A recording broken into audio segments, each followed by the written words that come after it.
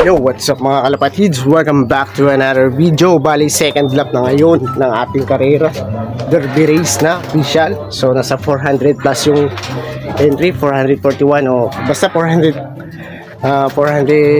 plus yung entry. So, update sa mga kalapati natin ngayon mga kalapatids. So, bali, ito yung mga hen natin na breeders. Sineperate natin nung nakaraan. Pinamurga natin sila. So, i-check natin mga kalapatids. So, ito sila mga kalapatids. Yan. Yung ginamit natin is yung Excellence. So, yan. Meron na tayo nakita dito na bulate. So, saan ba dyan na yan? Di ba focus? So, yan. Yan. Tapos, meron pa dito isa.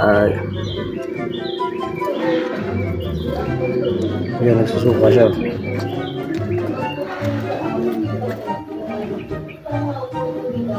So maganda din yung nagsusuka kasi meron sa bibig minsan dumalabas din yung bulate pag sumusuka sila. Tapos dito yan meron tayo nakita din. Sana yan. Ayun. Yan. Effective din yung bulate dahil pagka lipat natin next week, i-prepare natin to sila para mag-breed ulit tayo ng mga panibagong flyers. So ayan, nasusuka siya.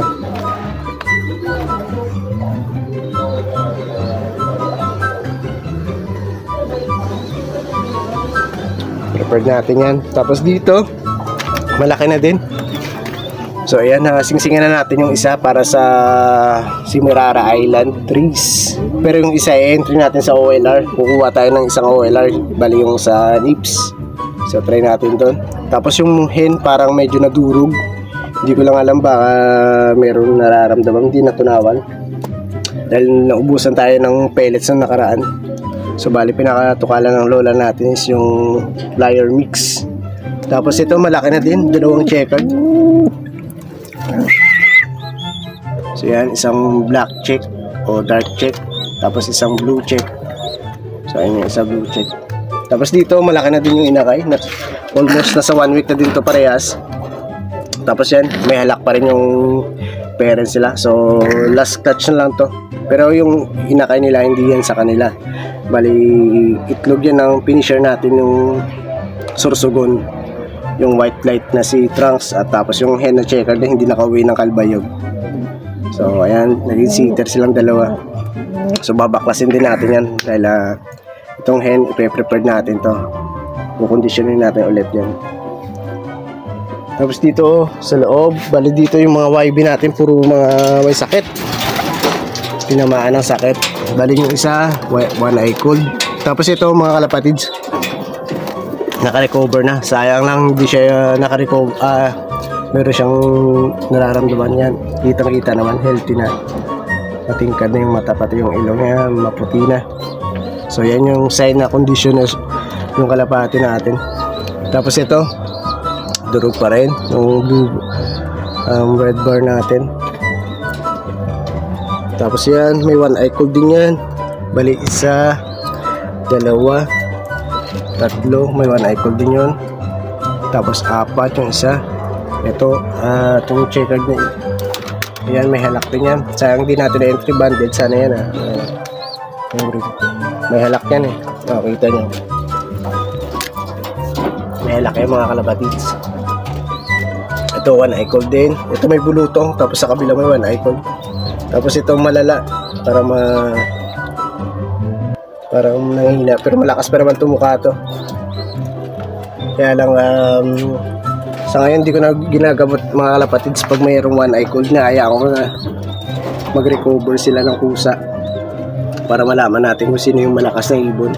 At pag nakaranas kasi ng antibiotic, humihina yung kalapati natin dahil pinapatay yung good bacteria para tumaas yung immune system nila. Tapos pag namatay yung good bacteria, bumababa yung immune system nila, kaya natural na recovery yung ginagamit ko pag meron silang one eye cold. So ayan yung mga Tapos ito mga kak, baka bukas i-prepare natin to pahinga. Tapos time check pala tayo. 8:18, mga 8:30 o 8:40. Baka paparating yung kalapati. Tara, abang tayo sa taas.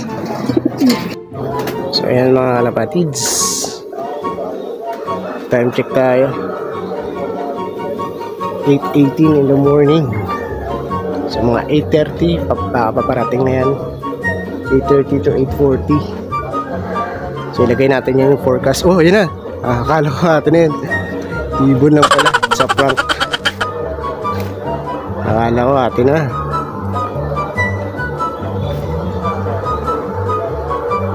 So ayan, wala pa. Pero kanina dun na side medyo madilim. Ayan o, para makapal yung ulap. Pero wala pa naman sign na uulan. Mainit pa rin dito sa Capiz. Nasa 40 plus degrees Celsius pa rin yung heat index natin dito. So ayan, abang-abang tayo. Yo, what's up mga kalapatids? Wala pa may nagka-clock kahit isa. So nilagay na natin dito yung pito para at least mabilis natin mawakan. Time check ulit tayo. 8:52 in the morning. So estimated ko na ito, nasa 1:1 yung speed ng ating mga kalapate. Dahil tested ko na yung white light natin always. Pag nasa 200 o 200 plus na yung distance, ganun na yung speed niya. 1:1 o nasa 1:2, dyan lang. Time check ulit 8:53 sa mga 9 AM o 9:10, mga nandyan na siguro. Abang-abang ulit tayo mga kalapatids. What's up mga kalapatids? Meron na nag-lock na dalawa, taga Panay yung isa at yung isa sa Banika, so bandang doon. So norte natin. So paparating na yung mga kalapati na ito. Hindi ko lang alam kung nandun yung atin pasabay or medyo nahuli. Kasi depende minsan sa pagbugso o pag-release. So may factor talaga minsan yung mahuli sa pag-release yung kalapati mo, dahil yung iba nakabuelo na papauwi. Tapos sila umiikot pa lang, nagre-raging pa lang hanap ng buelo pauwi. Yun, time check ulit. 8:55 in the morning. So abang-abang tayo. So, o yan, pinapakain natin sila mga kalapatids. Nagutom na ang ating mga breeders.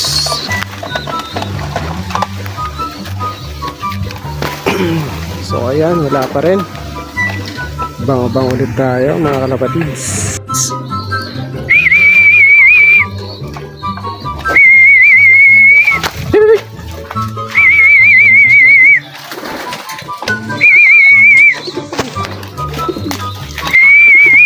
Clock natin, may bihag pa.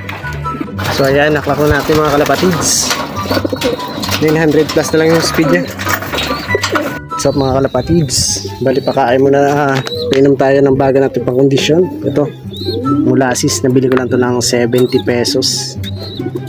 Yan, sulit na, pang recovery din natin. So painom natin sa kalapati natin.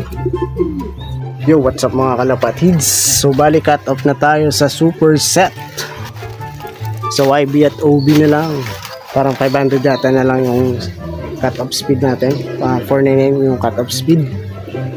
So hintayin na lang natin pag dumating yung ating mga kalapate. So yung cut off naman is 1 PM.